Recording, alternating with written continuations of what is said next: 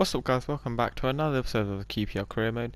Today we start off with a game away at Birmingham after we played our first game of the season, the last episode against Swansea. Go check that one out if you haven't already.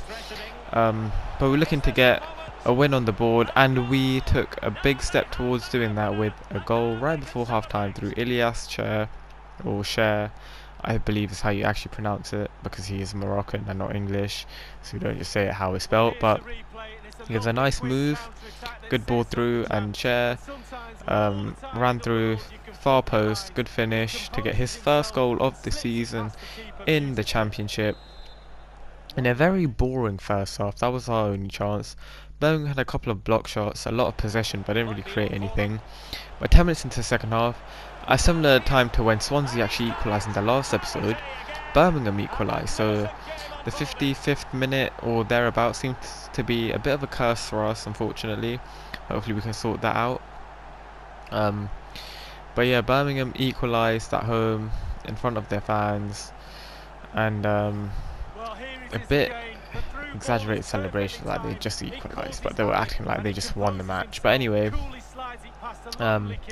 pretty good finish to be fair. Maybe the keeper could have done a bit better, but good finish on the turn. And a couple minutes later we had a chance here with Bright Osei Samuel, scored our first goal in the last episode, but unfortunately this time Etheridge, the former Cardiff keeper, managed to keep the ball out, and Birmingham were now going forward looking for the goal to put them ahead, and they had a good shot there, but it was a fantastic save at the near post to keep us level in the game.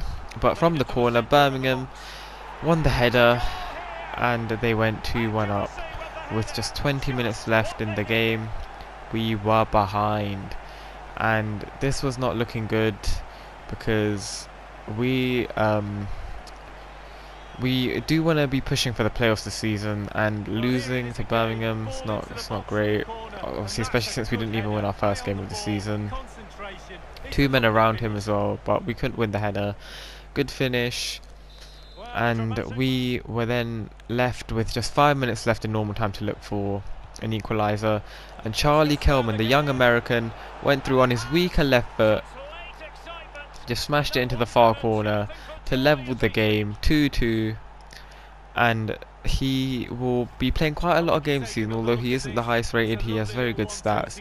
Nice turn here, and on his weaker foot just smash it past the keeper. Really nice finish, and he may have just rescued us a point, and indeed he did, because that was the last action of the game in a 2-2 draw away from home. Quite pretty even game. They had a lot more possession, like I said. A lot of teams will. We did also sell one of our fringe players in Alpha, Nigerian striker, but he's not really going to play, so I decided to sell him. Next game was in the EFL Cup. I decided to use the interactive match sim for this game because I'm not really bothered by the cups this season. Rotated the whole team as well.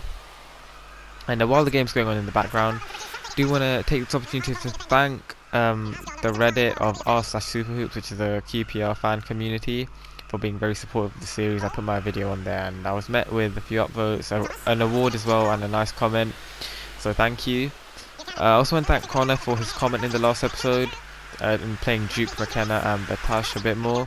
Duke McKenna did play in this game, Batash didn't, but that is because I had already recorded the game before I saw the comment. But he will be playing. I will try and play them a bit more. They were playing in the cups because, like I said, this first season I'm not bothered about the cups at all. Mainly about getting a good league finish, and yeah, so they will get some game time. I'll hopefully try and play them a bit in the league as well for you, in games where maybe we're winning comfortably, or against weaker teams later on the season if we're doing quite well. But yeah, so first half in the EFL Cup, we took the lead through Adama right at the end of the first half. Good goal.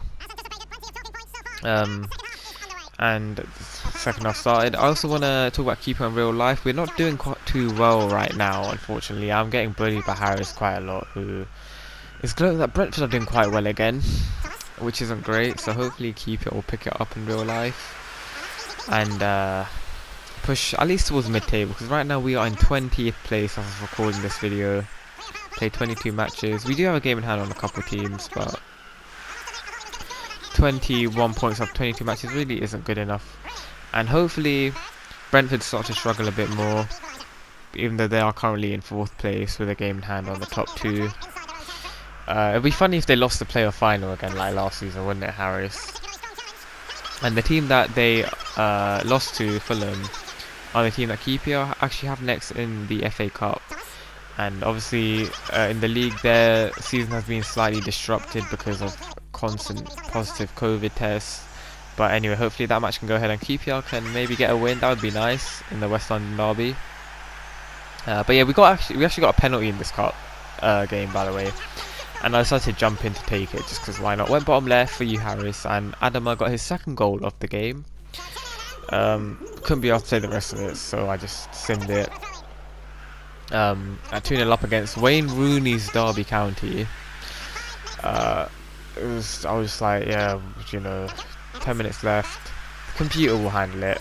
They had a chance at the end, but they couldn't score. Rooney actually did come on as well, so that was interesting. But they couldn't do anything. We beat Derby County 2-0 away in the EFL Cup, which means that we're going through to the next round, which also means that the young players and the fringe players will be playing another match later on in the month. But our next game was against Bristol City in the league. Lyndon Dykes had a chance to score his 1st goal of the season, but he missed it in the 3rd minute. But then he had another one played through by Cher, and he just cut back onto his right foot and finessed it into the corner to get his 1st goal. I have said that he is not my ideal type of striker on FIFA because he isn't the fast striker that I usually have who's skillful and stuff. He's very much a target man type striker, you know, quite slow but strong, decent at heading. And that's not usually a play that I particularly like, but I think in the Championship it should be okay, and he did show that he can score goals because he scored there. Good finish as well. But half an hour in, Bristol City had a chance. A really weird shot that they took. It was actually really good, but the rebound fell right here to Andreas Weimann, who was left with an open goal, and it was just very unlucky. Like this shot here, the way he struck that, it looked very interesting, and unfortunately keeper was beat. Defenders didn't play Weimann offside, and he managed to level the game. But less than 10 minutes later, Cher was through again, cut back, played it through to Dykes, who's running in, and on his left foot he just smashed it into the back of the net to restore our lead in the 40th minute. And you know, Dykes scored 2 in this game before the break.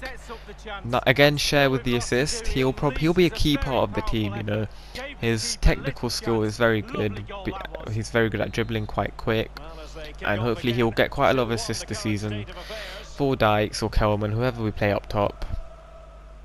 But right as we equalised, Bristol City actually had a chance as well. They were going forward, trying to look for the leveller right before half time, which the computer do get quite a lot. And kickoff glitches are still very much a thing in FIFA 21, ladies and gentlemen. EA still haven't got rid of him.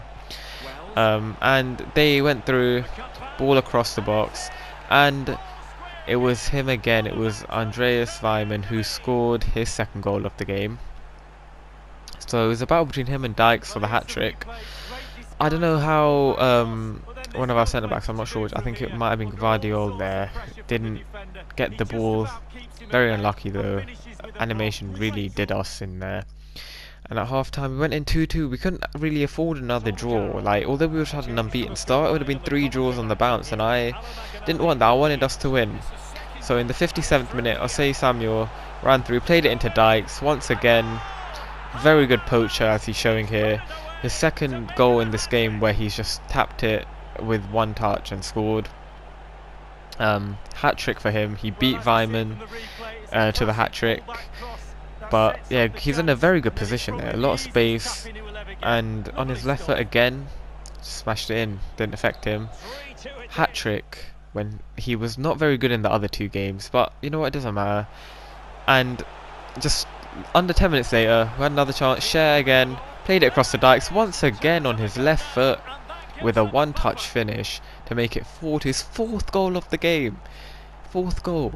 Completely different performance from him in this game compared to what he had in the first team where he was completely non-existent. Like Charlie Kelman had to come on, especially in that last one, to try and create something, and he did, to be fair to him. But I decided to give Dykes this game because Kelman played him in the week and I didn't want to tire him out too much.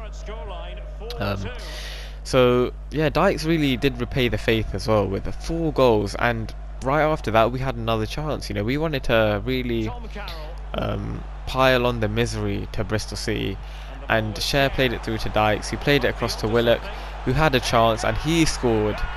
And Dykes not only scored 4 but also got an assist here, really showing his versatility and his I guess his broad range of skills, because I had just you know, like, made out for him to just be a target man. I didn't think he had a lot more about his game, but he's clearly proven to me that he could have a future here in this team. And with this performance, you know, I have no reason not to believe in him now. So I was looking for some strikers to get, but with a £1 million budget, there aren't a lot that are of any significant quality. So I think we will stick with Dykes and Kelman for this season. Maybe next season we'll get a new one, we'll see how it goes. And just before full time, Bright had a chance. Unfortunately, the finesse shot went just wide of the post. But the important thing is, we got the win, our first win of the season. We're actually in 9th place, but don't read too much into it. We're only 1 point off 6th. So anything can happen. Thank you for watching another episode. If you enjoyed it, please make sure to like, comment, subscribe, and I'll see you very soon for the next episode.